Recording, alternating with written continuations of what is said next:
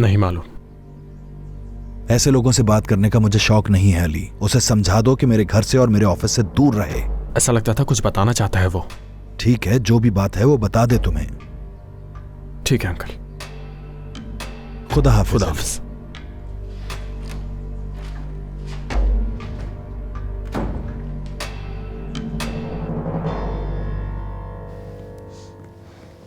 अस्सलाम वालेकुम।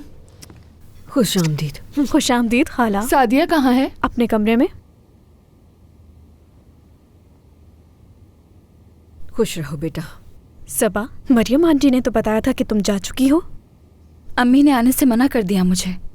वो नहीं चाह रही होंगी कि तुम मजीद परेशान हो। सबा, मरियम से कह दो कि मेरे लिए कुछ बना दे। अमीने घर पर नहीं थी तो मैंने नाश्ता नहीं किया। खाना बनाना कोई मुश्किल काम थोड़ी है। अगर अमीने नहीं थी तो तुम खुद कुछ बना लेती।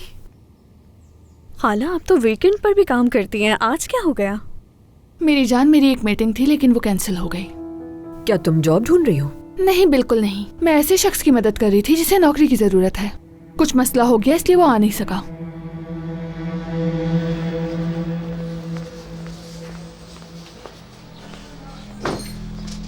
माफ कीजिएगा।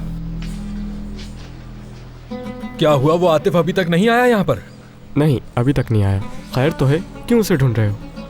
उससे कहना जो उसने किया है वो उससे बच नहीं सकेगा। क्या किया उसने?